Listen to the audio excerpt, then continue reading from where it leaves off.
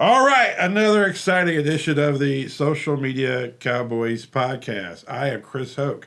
DJ will not be joining us today. He had some family business to take care of, so we're going to let him slide this one time. But the show must go on. Speaking of the show must go on, I had to clear my throat. I have today the amazing, the talented. Introduce yourself. I'm Michael Wyatt. What do you do, Michael Wyatt? I'm the owner of Wyatt Brothers Moving Company. All right. Now, it's Wyatt Brothers. Yes. Tell me about the brother. Since he's not here, we're going to talk about him. Yeah, If you show up, he can defend himself. But he ain't here. That's right. It's open. Yeah, and that's why we keep it that way. That way I can dog him, and then he just Please does do. work. So my brother started it, but he's not a social person. Veteran? Is he a veteran? He is a veteran. Yeah, 12 years in the Marine Corps. Did he serve? Was he deployed? He was never deployed. Never deployed. Okay. He went overseas a couple of times to different assignments, but not deployed during wartime. Now I said because you said 12 years Marine Corps. Yeah. The reason I said I want this to be clear. I want people to understand why I said Is he a salty guy to deal with? I mean, a 12-year veteran of Marine. Yeah. Is he salty? Yeah. Is he a little? Can I say dick? Yeah, he's. I can say. It's your brother. You can say what you want, man. To me, he can be. The joys of working with him, like when we first started, there would be times like I'm coming off shift. I was a firefighter medic before, so I'd work my 24 hours, be up all night. And he had a part-time job where he was up most of the night. Yeah. And, we'd go do a move the next day and start bumping chests and have to take 5 minutes, stand in the trailer, hash it out. And then... Now, when y'all hash it, are y'all like those brothers that actually duke it? No, not... Are you not that kind? Not per se. There's a few choice words. And okay, that way. And this and that, some chest bumping, maybe a couple of fingers poking in the chest. And then it's, all right, we're not going to talk for a while. Yeah. So... You have a halo behind it. Let me fix one thing. So we do this on the fly. This is live deal. There's a light shining. You look like God there for a little bit. That's my angelic. Your angelic glow was just.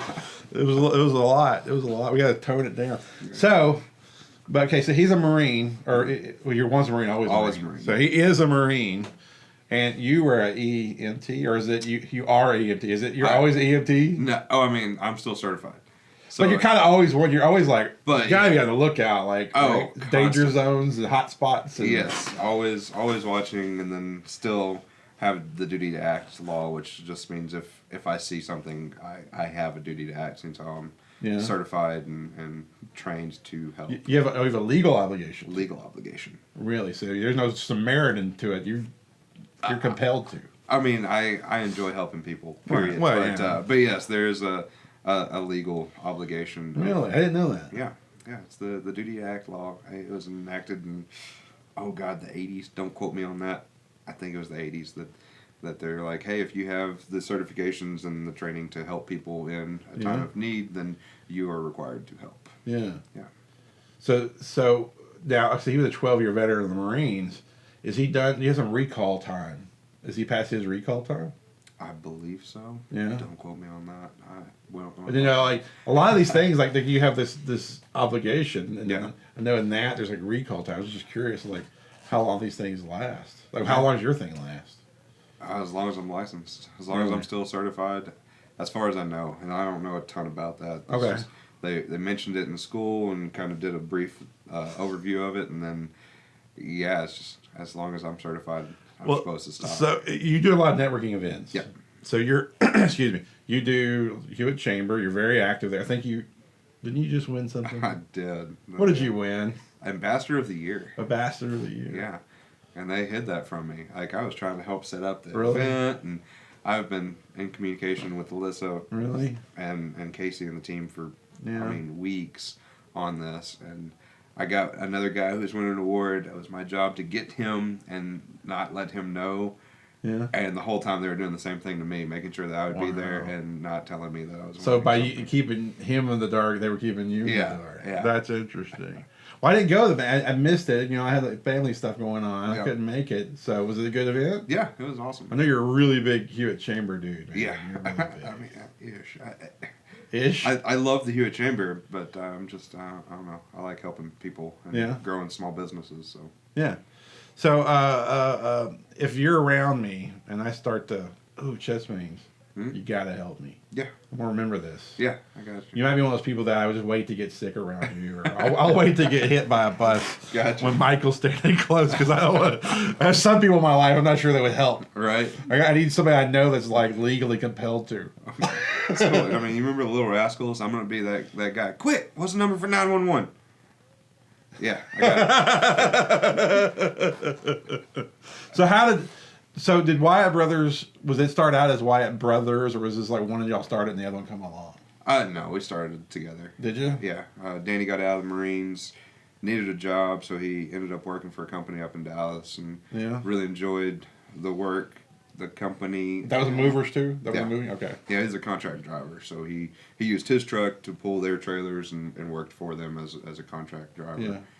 And really enjoyed it, but there was a couple things that didn't like and thought we could do better. Yeah. So we sat and talked about, hey, we can do this, we can do this, we can do this. And my wife said, well, do it or don't. Like, just shut up. So we were like, okay, let's look at how do we get licensed? How do we buy a trailer? Like, what are we going to do? You almost did a lot of talking. It was like 2 months at least. It was like beer talking? Like, one day we're going to move it. Was it like that? Almost. It was like every weekend he'd come home. So he was living in Dallas, up in his camper and working up there, and then he'd come home on the weekends to see us because 12 years in the Marines. Yeah. I don't know, like 5 or 6 times I saw him. So he would come down. Catching up, huh? Yeah, just catching up with me, and then my mom and dad live right up the road. So, we just grill out and drink beer and talk. And, Sarah just got tired of it. That's awesome. So you were a full-time EMT before. Yeah. So that was what put on the table for all this. So you are the second entrepreneur who, prior to being an entrepreneur, they were an EMT tech or person. What's the word? Just EMT. Yeah. Just because emergency. If they say an EMT tech. Yeah. You can say So you're the second EMT I know that, because the Cigar Lounge, Tobacco Junction, David Livingston, he was a long-time EMT. Nice. And so he went from EMT down to entrepreneur. Mm-hmm. So that's two EMTs. I wonder, there's got to be something to that. What did you learn as an EMT? Was it like a discipline thing, or you just get sick of being EMT and you wanted to run from it? Which is it, or a little bit of both? No. I'll say this: 10 years of the burnout, and burnout's a terrible term for it, but 10 years is usually the point where people are like, I don't want to deal with this. We deal with death. You deal with just junk, and it's always bad. Well, I mean, you're the cleanup crew for humanity. Yeah.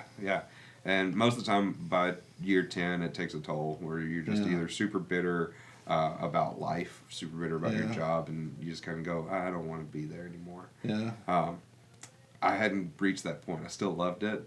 It's just one of those, like, you only make so much, and there's only so much room to advance. So let's try something a little bit different that I can leave. Like, I can't leave a legacy of being an EMT for my kids. So EMT, you help people. Mm-hmm. You've already established that the Hewitt Chamber, you see it as a way to help people. Yep. You have the law thing. What did you just call it? What was it called? The hope law? What did you say? Duty law? Duty Act. Duty Act. The Duty Act, we're compelled to help people. So the moving thing. Yeah. I'm guessing it's a help people thing. Yeah. No, it's one of those, like, so let's go religious. Years ago, I was a youth pastor. If I catch on fire, I get struck by lightning. I apologize in advance. I'll get water, throw it on you. We're good. I was a firefighter too, so I can handle that. All right. Yeah. When I was a youth pastor, I was just called to help people. Yeah. And thought it would be being a youth pastor, and not quite I loved it, but not my calling. Right. I was still doing full-time EMS and fire at the time, so I stuck with that, and then just through different ventures, I did some personal training for a while. Doesn't look like it, but I used to be really skinny and in good shape. So I did that, really enjoyed it. Well, you don't miss chest day. I don't know what else you do, but you definitely don't miss chest day. I'm just broad. I don't know what the deal is with that. Yeah. the shirts never fit. I had 3X, and it's still super tight in the chest. Because I've never not seen you where you're like, yeah, you got a little bit of the bow, bowed out a little bit. Yeah, I try. I really do. I suck it all up during the day, and then get home and just deflate like that. Oh god, the Jason Momoa commercial. That's straight up me. I can relate to that with the belly. I kind of suck it in, and then I was like, it's just. So anyway, you're youth pastor. We got off track of the personal training thing. So you're youth pastor. Yeah, so did youth pastor for a while and used that as a venture to help, and then did the personal training. I got really into CrossFit, and I mean it took me from like 275 down to 220. Like I totally changed my body style and how I lived. What are you at now? Or what do you say? I'm 260 now. That's about it. Yeah. Well, I mean, 5 years of marriage, 2 twins. Like, life got super crazy. 260, and I'm apologize for it. Don't worry about that. I'm still. I think I look all right for 260. No, but 260. I want to be back to the 220. In great shape there. but 260 ain't bad. No, and let's be real. The way that I worked out and stuff when I was 220, it ain't happening now. Like that was when I was single. I was working a job, so I'd have 48 hours off, and I was like, I'm bored. I'm gonna go to the gym. Yeah. Hey, it's 11 o'clock at night. I can't sleep. I'm gonna go work out. Right. And now it's like it's 11 o'clock. I can't sleep, but my wife is right there. So I'm just gonna stay here with her. Right. So yeah. The TV's just a click away. Yeah, exactly. If you're that bored. Right. So I did personal training for a very little bit. I mean, I didn't really push it for money or anything. It was just I was at the gym all the time, and some people were like, "Hey, you've done really good. Can you help?" Yeah. So I did that, and I thought about like, let's do a training thing, and then my brother got out of the Marines, and we started talking about a moving company, and like, here's another venture to help people. Yeah, and I mean, when we first started, I wasn't thinking of it that way, and the more that we did it, the more that I see how stressful people get, or how stressed people get during their moves, and I was like, hey, I can help with that. Right. I can, instead of you taking a week to move all your stuff from point A to point B, I can do it in like 6 hours. Right. And that's a huge blessing. So do you actually like moving? Like do you like the moving part of it? Because let me just, before you answer, let me in. Yeah. So you don't have to take the hit. I'll take the hit. I hate helping people move. I can move myself just because it's my crap. Yeah. I don't like helping anybody else move. And I don't want to, and I'll do anything I can. I'd rather give you money than show up myself and do it. Right? Yeah. And the main thing is I don't like having to like get stuff through doorways. That's really what it comes down to. Yeah, it's not the weight. It's not the fact that it's active. I don't like managing things through doorways. Yeah. I find that excruciatingly painful. Yeah. No. Like getting a refrigerator through a door, a couch through a door, and things like that. I hate that as much as I can hate. I hate it. Yeah. No. It's a yes and no. Okay. I love the activity. Again, when I was doing that, it was my workout through the day, so I enjoy that. I don't like sitting at the desk all day. It drives me crazy. Yeah. But do I like moving? No, I don't like moving. No one truly likes moving. Again, it goes to that help. I like helping people, and if moving's the venture to do it, then we can help them with that. But there's a scripture about finding joy in any of your activities or things. I don't know the scripture. Oh gosh. No, I'm not that guy that can tell you. Well, in Proverbs, I'm not that guy. Right. I know there's a scriptures about basically you find joy in any task. I know it was Paul that wrote it, but I can't remember which letter it was. Yeah. So you truly try and be that guy. You try and find the joy in your task. Yeah. No, it's one of those things. Like I love my workers. They're awesome. I mean I have different names for them: the crew, the team. Yeah. But I love them because like we make it fun. Yeah. You hear my guys goofing off and cutting up. Not that they're being lazy or slow. It's just as they're running back and forth, they'll say something to get a jab at each other, and I don't know. It's just a fun little brotherhood. Yeah. Yeah. Well, the camaraderie makes it. That's what makes it. I mean, I with the social media cowboy stuff. Excuse me. I work from home. DJ works from home. Mm-hmm. The girls work from wherever they're either on campus or whatever they're doing. It's the beauty of our job. You can be remote. Yeah. I can just need as long as I got a phone and some internet access. Right. I can do my job. I can be in a waiting room.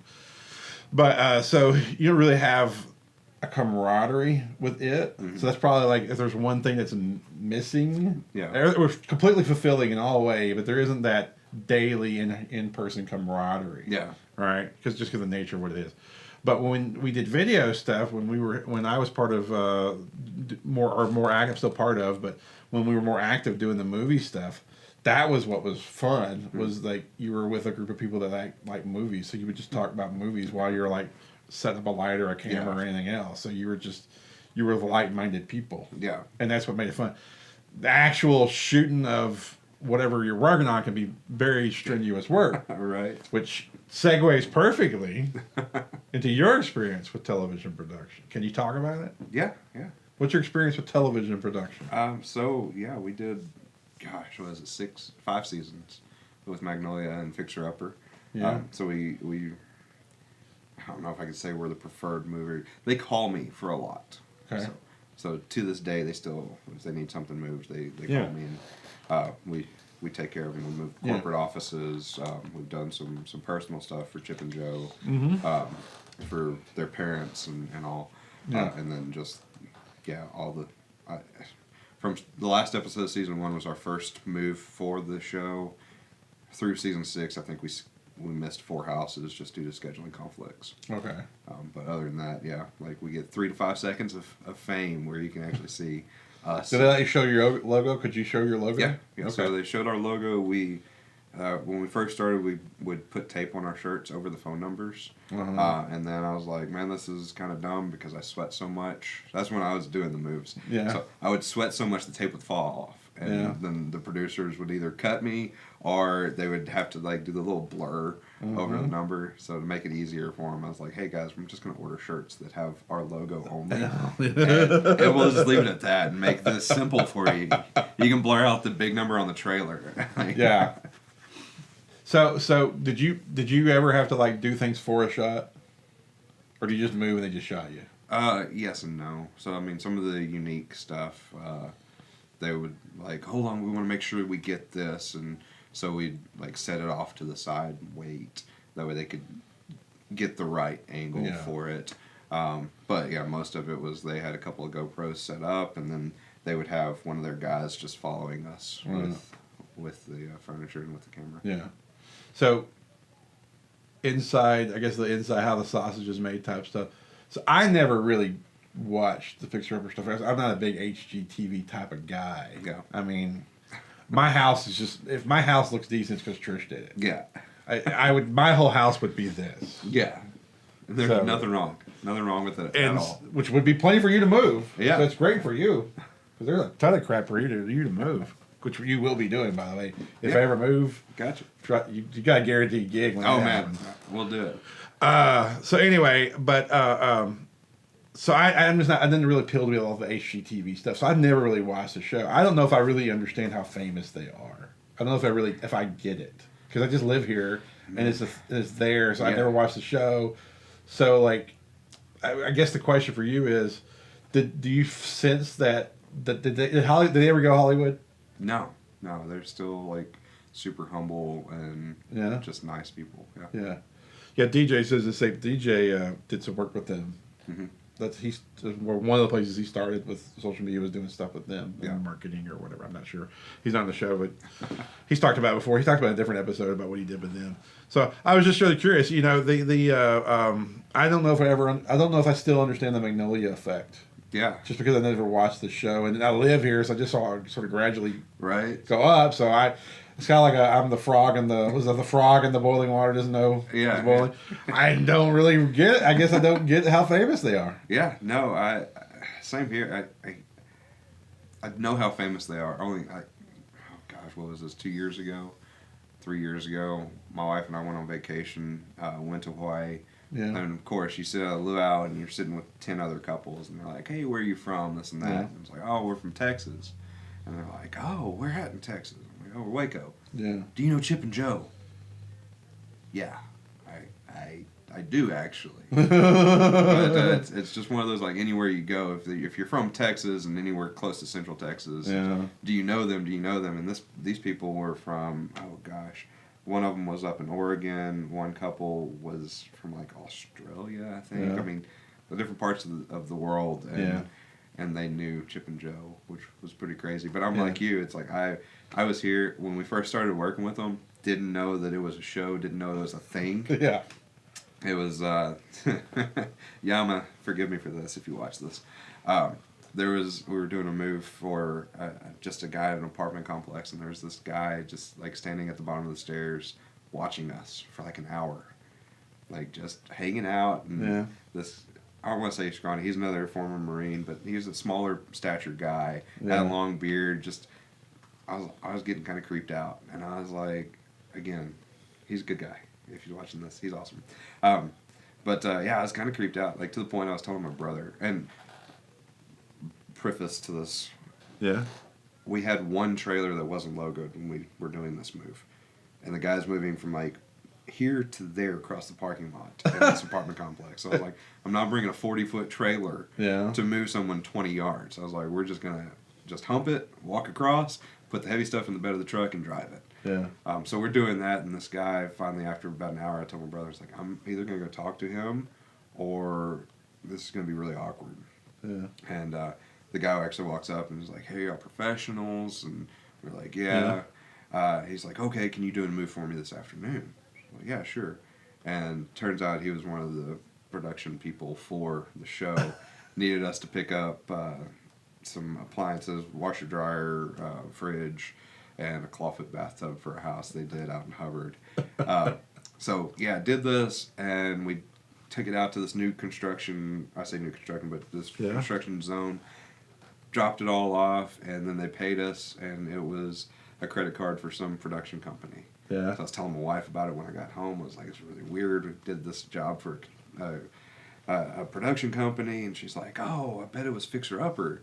I was like, no, it was Sundown or Sunshine. I can't remember what it was. But I was like, no, it's not Fixer Upper. I was like, I don't even know what this is. And she showed me a video of it, and I was like, oh, that Magnolia truck was there. Shorty was there. Like a handful of these people, they were all there. I guess it was them. And then it just kind of snowballed from there. So that's it. That's how you got discovered. Yeah. The creepy guy in the parking lot found The kind of creepy guy in the parking lot. Yeah. Like I said, he's a great guy. He really is. We worked well with him for years. But it started off as this guy's just kind of creeping me out because I see what he was doing. He was watching how much care we were taking of other people's stuff and making sure that it wasn't just two country boys in a pickup truck moving stuff across the parking lot. He was vetting you. Basically. And while watching you work. Well, I don't know how much you got involved with the production side. I'm sure you had to wait on them. I'm sure you had to. They probably paid you a day rate, and you were just kind of at their no. They paid me per hour. Really? And then so we did the first one, just charged them what we always charge, and then they came to us and were like, "Hey, we think this would be cool to film, and this would be really fun to do." So we actually made a contract with them. Did a 6-month contract. Genius me, being the businessman that I am, I was like, "Hey, this is a great gig. We're going to give you a discount."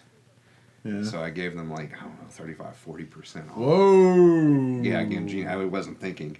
So I gave them a huge discount and worked with them for 6 months, and then after that they kind of switched because the production company was paying for it, and then they switched over. And I don't know how much of this I can actually say, so sorry if I'm saying something I'm not supposed to.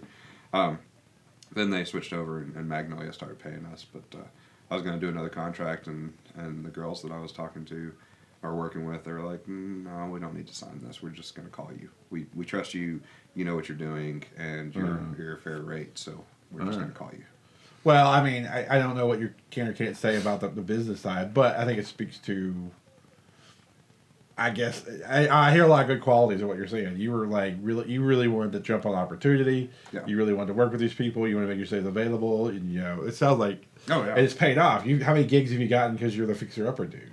I mean, probably a lot, right? A handful. I'm terrible at tracking it, but a lot of customers have either called because they saw us on the show or just said through transition, hey, yeah, we saw you all in Fixer Upper. Yeah. Yeah. Well, I was going to ask was production. I don't know how much you got involved with the production aspect of it, but you know, making movies, TV shows is actually very boring. It's incredibly boring, unless you're one of the decision makers and you're kind of in that active thick. If you're like on TV show, the producers, the ones that really. Yeah. You know, their day is busy because they're actively like moving things. Excuse me, I have to cut that out. The producers are the ones actively making a lot of like real time decision stuff. Camera guys are waiting on whatever. The rest of the crew is waiting on whatever, and so they end up having to like stand around, smoke cigarettes, and just wait. And the producers are doing things and stuff. So, and of course, you're for your PA, which oftentimes I would be. Because I was early on when I did those kind of deals, I was usually just a PA, and you know you never know nothing, and you're always in the wrong place because no one ever told you and stuff. So it's incredibly boring thing. And then with the movie stuff, you know, I was usually a director or some, you know, it was with Red Sea. I was always either a director or there's, you know, mostly it was me, Russell, and Chris. So the three of us were like really like the producers, directors, whatever, really moving things. So I was always busy, but if you were like one of the actors and stuff, you were bored out of your mind most of the time. So did you ever get caught up in the boredom stuff? Yeah. Oh yeah. There's one house. It was over close to Santa Fe Drive. I don't know exactly where. I'd have to drive by it, but they were filming inside, and they were like, "Hey, we need y'all to wait for a minute." Yeah. The minute turned into like 45 minutes. Oh, yeah. So you got off light if it was just 45 minutes. Yeah. It could have been a half day. A lot of times. Oh, yeah. No, I know they were like trying to get Chip and Joe filmed and get them on to the next thing. But yeah, me and one of my guys, he didn't believe that I could do some of the gymnastic stuff that I could do. So, yeah, you have them filming inside, and I'm doing handstand walks outside in the driveway because we're just trying to goof off and waste time. And we'd already set the trailer, like everything was unpadded and unstrapped in the trailer, just ready to move out. We're now just waiting. So we're goofing off for 30 or 40 minutes. Yeah, I had a lot of those times where there's nothing to do. I mean, if that's the reason why so many people on these different sets, you know, date or you know, start getting involved with each other and things like that. There's nothing that you go hours with nothing to do, and you end up talking, and the next thing you know, so you have a lot of that type of stuff go on. So that's the moving business, how you got there. That's the fixer upper stuff. A little bit on social media. So I know you do social media for business because we help you with that. So. But what do you think about social media? Do you have platforms you love? Or is it a love-hate? I sense it's a love-hate with you. It's or more hate. It's like, I don't know, 60-40 hate. 60-40 hate? Yeah. Social media has an opportunity to be amazing, but we live in a pessimistic world. Yeah. You're not a pessimistic guy at all, I don't think. Not really. I'm a dreamer. My wife tells me that all the time. She's like, you need a plan, not a dream. I'm like, what? A dream with steps is a plan, right? So no, it's a love-hate. Like, I get on Facebook here and there. Like, I'd never had a Twitter until you started one for me. Right. I had Snapchat, used it like twice. Right. Don't really play with it much. And then, like, Instagram, I had one, but that's because I was dating a girl way back in the day. And she was like, you have to have this. So I had it, and don't really do a whole lot with it either. I'm like the girls will make you embrace things that you normally wouldn't embrace. Yeah. Oh man, it's stupid. Yeah. So yeah, I have like the 90-year-old mentality, and like I don't need all of that. If I didn't have my schedule and all in my phone, I would be all right with not having the phone. Really? Yeah. I'm just old school. You would have a phone and an answer machine at home or the office. Yeah. You just answer when you get back. So until I was, what was it, 24? I had the little like date book calendar. Did you? The little pocket size one. Wow. And I would just write what I needed to do through the day, and all. Yeah.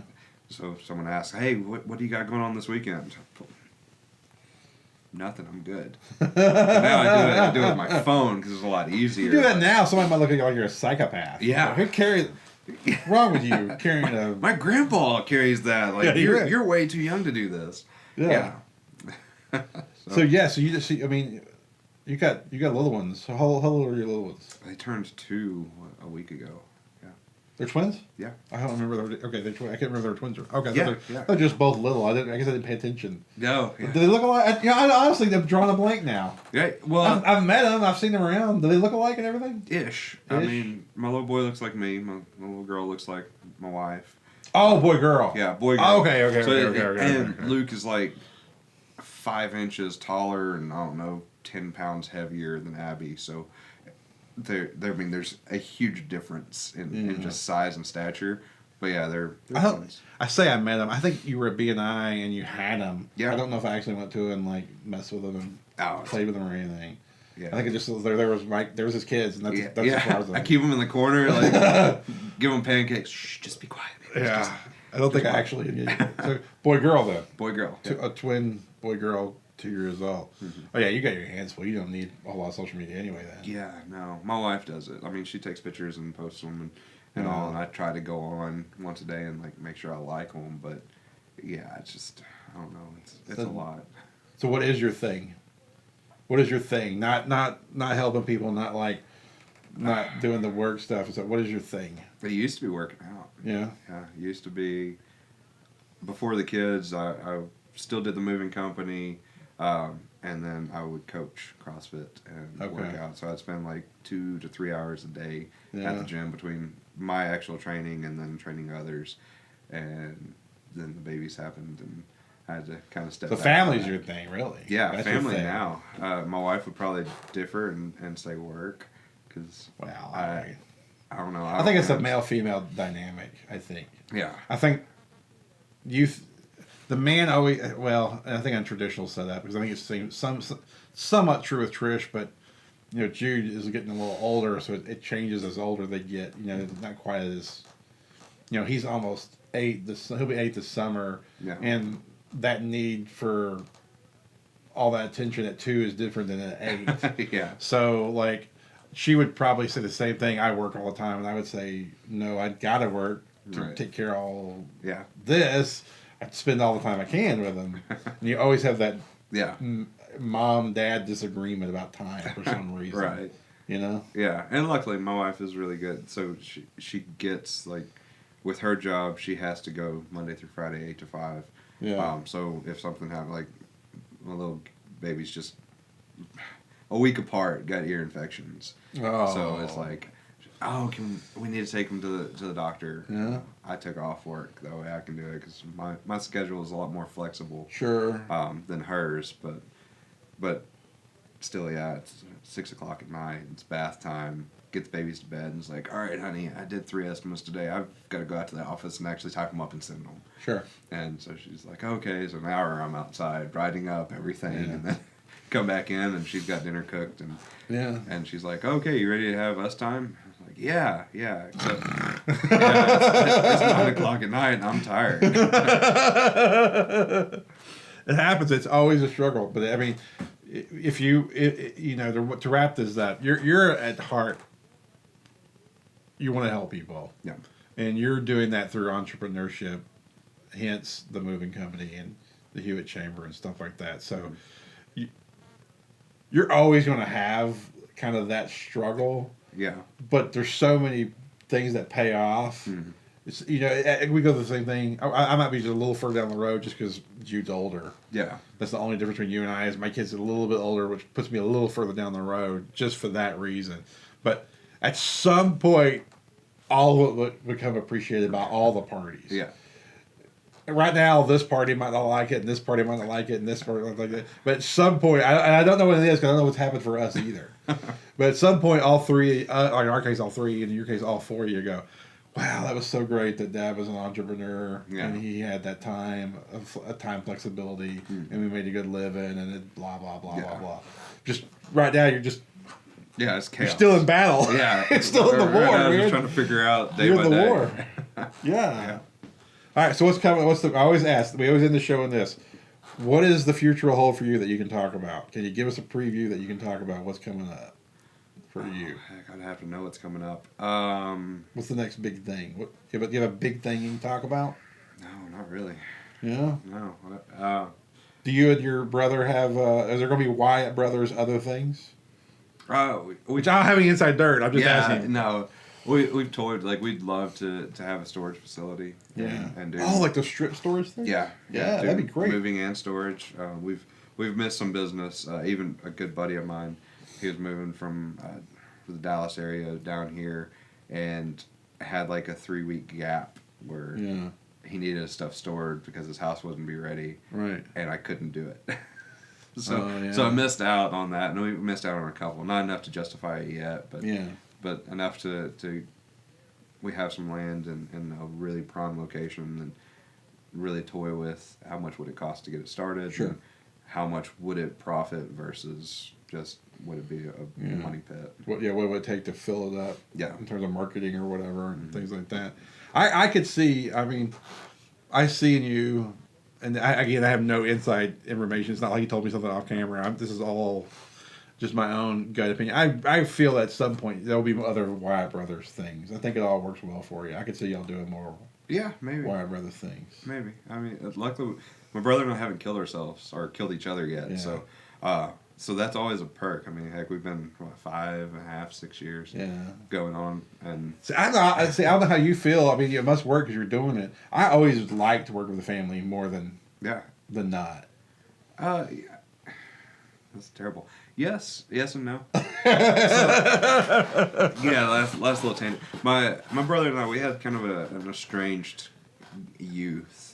So when my brother was 16 or so, my parents kicked him out of the house. Oh yeah. He was being He was doing great things. Uh-huh. Yeah, just so many smart decisions. And then he got in trouble, ended up joining the military, and that really straightened him up. But now he was gone. He was California, South Carolina, Montana, Japan.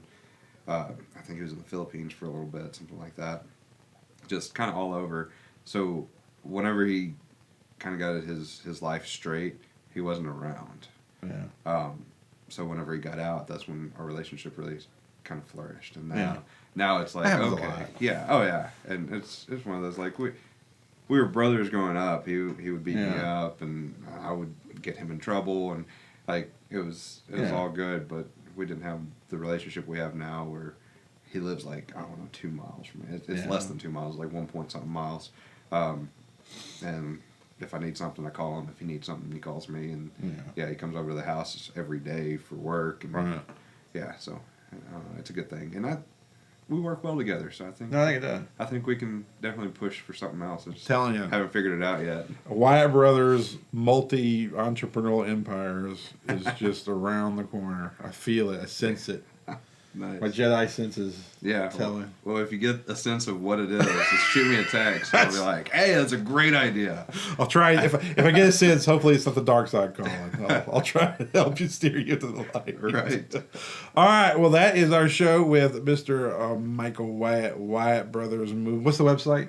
www.wyattbrothersmoving.com. Is there a preferred phone number?